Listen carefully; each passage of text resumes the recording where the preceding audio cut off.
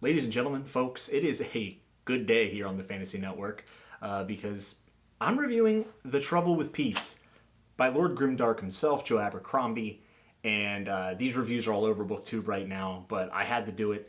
And I actually haven't reviewed the other First Law works in the series on my channel, but I felt like this is a new release. I read it, I'm fired up about it, and I want to get my thoughts out there and just kind of give you a reason maybe to go ahead and get caught up and read the series if you haven't already. I am not very good at retro reviews, but I read the First Law trilogy back in April and then went right into Best Served Cold. And I knew then that for my dollar, when I walk into a Barnes & Noble or, back in the day, a Walden Books, and I put my money up on the counter and I'm divvying up the cash and I'm going through the purchase, there is no one that gives me more value for my dollar than Joe Abercrombie. When it comes to the experience, I know that my cash is being exchanged for a narrative and a story that is character driven, that's going to have a sensible plot, and have these amazing moments of combat, of political drama, and character defining moments, which I talk about a lot here on the channel. I am a character reader, so it would make sense that my favorite modern active fantasy author is Joe Abercrombie. Lord Grimdark himself has outdone himself with each entry into the First Law series, and I think a lot of people kind of discredit some of the finer points of his writing, and we just talk about the characters over and over and over, which I'm going to do here. But I think he offers a lot more than that. I think he's the complete package when we're talking about having a certain way with your writing where people can recognize who this is and who is explaining what's going on in the story. So as a reader, I'm weird. I like a reward system, so I didn't want to read all of Joe Abercrombie's work right off the bat. But once I got through Best Served Cold, I said, I'm going to put off Heroes and everything else in this new trilogy. I'm going to put it off because I got some other things I need to read. So I almost treat it like when I would have like a down moment, like you read a book you didn't love, and I was kind of in a slump. It's like, it's time to pull out the Abercrombie, right? I haven't been in a slump. I've read some really good books this year, as you can tell from all the reviews on the channel. I'm actually at 36 books this year, which is the most I've ever done. So I guess I'm patting myself on the back there. I did not plan on getting caught up this year. I kind of thought, hey, you know what, when the third one rolls around, which I believe actually is going to get released next year, if my information is correct, I said, I'll get caught up then, I'll do them all in one shot, right? The hype was real. The hype was real, and I hadn't gotten into Abercrombie since, early spring or maybe late spring. And I said, let's do it, guys. It was 2 weeks out from the release date, and I said, I'm going to read Heroes, Red Country, Sharp Ends, and A Little Hatred. And when Trouble with Peace hits the shelves, I'm walking in with my wallet open. And I did that. I actually got it done, and I know you're probably saying, well, why didn't you review all this first? Well, to be honest with you, I just didn't have a lot of time. I'm definitely a person when it comes to either making a review video or reading more. I'm 99% of the time going to pick to read more. So that's what I've been doing. I've just been reading a ton. And I am really in tune with the First Law world right now. And, reading those 4 books and then getting Trouble with Peace, it's an amazing experience. And I think subtly, the First Law universe is becoming one of the best realized modern fantasy worlds that we have. I think the world building, while not at the forefront of these novels, are always, it's almost deceptive because you see a trilogy, you see some standalones, and you see another trilogy. But I'm going to tell you now, and this is kind of a forewarning, and I am going to get into the contents of this book, but I really just wanted to say this. You need to read all the First Law. I do not recommend jumping to the second trilogy, and I definitely do not recommend skipping the standalones. Not only do the standalones introduce major players that come into play within this new trilogy, and also just vague mentions that reward loyal First Law readers, but also this world, and a large theme in this book, is it's moving more towards the Industrial Revolution period in the First Law universe. And I love it. I love it. I saw a video where Joe Abercrombie said he kind of hated how we have a sandbox medieval world, and it never seems like it pushes forward. So he's deciding to tackle that in this grim, dark, modern fantasy world. And that puts me at where we're at here, which is the second book in the Age of Madness trilogy. Joe Abercrombie absolutely knocked it out of the park. Book 2 in a lot of series struggles. I could mention some trilogies, but I don't want to get any hate, so I'll just leave it alone for now. But there is no book 2 syndrome here. In fact, I actually was almost a little surprised with how well this book concluded. I thought we tied up a lot of loose ends, and it almost feels like we could go into a new trilogy after book 2. So if you're someone that doesn't like a bridge book, we'll call it, I think that you should have no fear. Just like A Little Hatred was an amazing first entry to a trilogy, I think he continued that theme here by not only destroying all of our hopes and dreams of these fantasy tropes and anti-heroes and all this stuff, but he's also doing that with his plot. While it's not the most intricate plot of all time, there's a lot of political drama here at play, and on top of that, I feel like the way that he's reaching his climaxes and the way that he's concluding these stories of these individual installments of a bigger series is very different, and I really enjoyed it. And I think it's just a testament that every single time he releases a book, it's better than the last, in my opinion. I mean, I think most of his books are 4 out of 5 to 5 out of 5, and the bar is already high, and then he just continues to topple that, and in my opinion is becoming one of the greatest of all time. And going back to the plot, I really enjoy how not only is technology playing the big role in the Industrial Revolution period of this world, but I think we see even more social ramifications in book 2 that obviously we knew were there in book 1 with some of the just absolutely grim things happening to people who are not being taken care of at the workplace. But the civil unrest is high in this book. And it makes you wonder what it was like, obviously in our world during the Industrial Revolution before a lot of the labor laws. There's a connect there. So if you're a history buff, I think it's definitely a play here. And I actually want to mention one thing. So Abercrombie is a huge, again, in that same video I talked about a little bit earlier when he goes to his bookshelves. It's not surprising the themes that we're seeing and the inspirations, because the books that he pointed to on his shelf in the 7-minute video were, Game of Thrones, okay. That's fair. And another one was a Civil War. I don't know if it was fiction, historical fiction, or maybe it was a biography, but he just said that it really impacted him and that he loved it so much. And I think that's really interesting because that kind of comes into play here. Like, this is all about civil war. When there are no more enemies to fight, you kind of turn into yourself. There's a quote about peacetime in the books, but essentially saying, when it's time for peace, you learn to fight amongst yourselves. And that's exactly what's happening here. And it's a very, very interesting plot.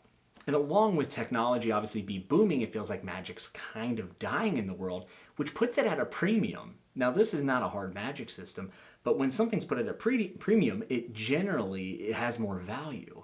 So the little pieces of magic that we do see, like with Ricky,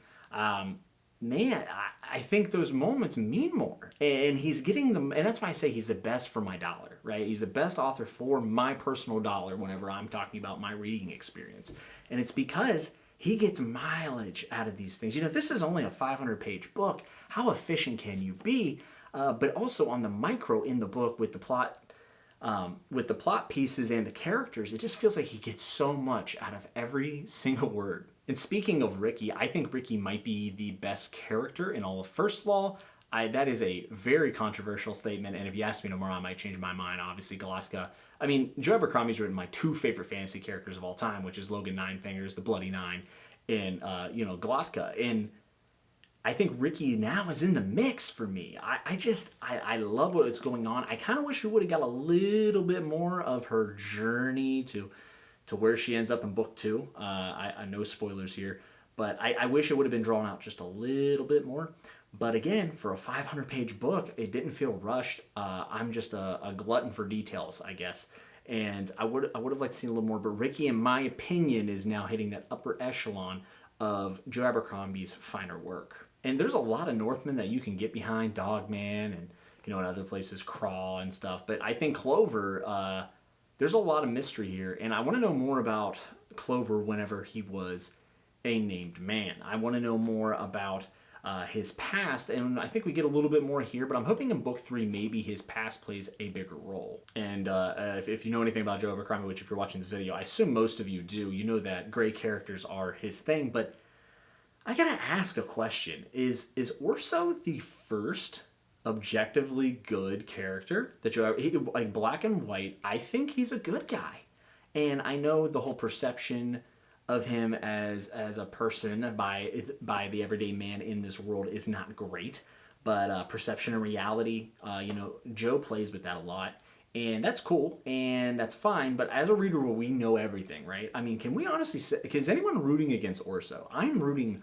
wholeheartedly for Orso. I want him to exceed in every aspect of this story. And I thought that his plot line and all of his chapters and point of views were just perfectly done here. And it's kind of a breath of fresh air. Joe Abercrombie gets a lot of critiques that say his characters always take a circular arc and come back to where they were, albeit sometimes in a different light, but still that same core person, right? Or making the same mistakes. That's not true at all. If you read the standalones, there are plenty of characters that end up better off or sometimes even worse off than where they started and where we follow them in their arc. So that is a very common misconception with Joe Abercrombie, and I think a lot of people maybe read the first trilogy, maybe they have a pet character. I think the first trilogy is more susceptible to that criticism, but as he got further into the standalones and now here in Age of Madness, I mean, you can already tell, we haven't reached the end yet, but there's no way these characters are going to end up being the same as they began. In some cases that might be, but that is not always the case, and again, it's him taking our expectations, which maybe he set up in the first trilogy, and now he's tweaking them. And I think we're seeing major character progression here, and they might not end up being knights in shining armor at the end, but I don't think that's a fair criticism of Joe Abercrombie at all. And you know, people seem to give Broad a lot of shit online. I read it, the First All subreddit, I've seen on r/fan. People don't like Broad, and I think that's really interesting because, again, perception, reality, whatever, but Broad is having this inner dialogue within himself where he should be okay, right? He should be happy with a wife, a kid, and he's in a good position now. But everyone still expects him to be that monster. And truly, I think what Broad wants is to be a monster. I don't think he can help it. And he's stuck between, you know, being content and then also what it takes to be fulfilled. And for him, that's devastation, that's violence, and I think that makes him a really unique character in this cast. And I get it, some people might not like that, or maybe if they just think it's a little cliche, but I find Broad to be a wild card going into this third book. And again, talking about a character with history, I'm wondering if maybe he's ever ran into a character named the Bloody Nine in the past. Maybe we'll see in book 3, I don't know, but I don't know. I could see those two interacting maybe, and maybe that has an explanation for how Broad is, but I have absolutely no proof to back that up. One criticism I will have, and it's not really a criticism, but there's a event that's used as a plot device to push forward our narrative here that was also in the first trilogy, and it is it's a fine event to use, but I was a little disappointed to see it rehashed.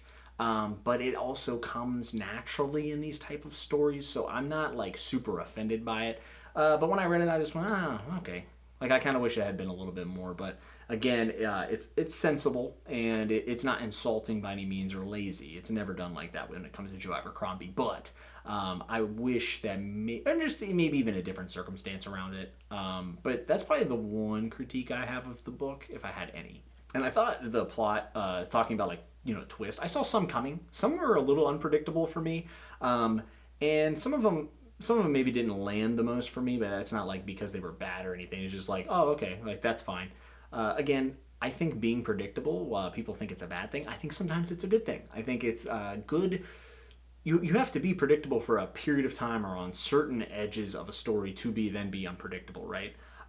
And I think he balances that very well here, and I really like a lot of the plot twists that he gave us here at the end of book 2. But yeah, you know, I'm going to go ahead and say it. If Age of Madness book 3, if it concludes as strong as book 1 and book 2 have, I think it tops the first trilogy, and I think it tops all of the standalones. My personal favorite, which I guess is not a popular opinion, is Red Country, but Trouble with Peace and A Little Hatred, man, I think are tied with it. I give this book a 5 out of 5. I think Abercrombie's now moving into, you know, his prose, his tone, his themes, and overall, just his writing style is getting so well refined and so sharp that I can't think of, again, of anyone that I would rather read. He has mastered political drama within the grimdark world, and still making it relatable to everyday life. He delivers world-class characters every single book, and his plots are becoming more and more intertwined and more entertaining, and honestly,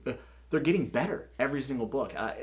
His plot gets criticized a lot, but I think, you know, as a writer, he evolves. he's never going to be a Brandon Sanderson when it comes to plots. No, but his plots are not insulting. And again, I think Age of Madness, and specifically with the way that he propelled this forward here in The Trouble with Peace, I think shows that he's only getting better. And I will stop gushing now, but I just want to say I think it's really special when an author has a tone and an approach to his writing style where it's like trademark, right? Like when you watch a Tarantino film, it's Tarantino, right? That is how I feel when I read Joe Abercrombie. And that stands out in the modern fantasy genre because, unfortunately, even when the books are good, some authors, I can't tell the writing, without really looking into it from another. And I'm not trying to disparage anyone or anything like that. But this is why, in my opinion, when it comes to very active modern fantasy authors, we have two heavy hitters, and that's Sanderson and that's Abercrombie. And Abercrombie, people are not talking enough about how beautifully written his words are. How beautifully written his stories are. And, he can make you laugh, he can make you cry, and he can hit all those range of emotions. He can make you pump your fist, and then he can make you feel like all hope is lost. Whenever you start controlling the reader with their emotions and just how to kind of just poke at them and twist them, that is the sign that we're seeing an author become a master of his craft, his or her craft. Joe Abercrombie, without a doubt, is my favorite modern fantasy author. I would say George R.R. Martin, but you got to write more than once a decade. I'm not hating, I'm just saying. For an active modern fantasy author, the best. Trouble with Peace, an absolute pleasure to read. I couldn't put it down, and in the last 80 pages, I didn't want to finish it. I really didn't. There's a nice break from Stormlight, definitely a different tone. But Joe Abercrombie, congratulations. Thank you so much for taking your time to listen to me riff and kind of just gush over Joe Abercrombie's The Trouble with Peace. If you read it again, get down in the comments, let me know what you think. If you like the video, go ahead and hit like and subscribe and all that YouTube stuff. But most importantly, take care of yourself. Let me know what you're reading. And until next time, keep turning the page.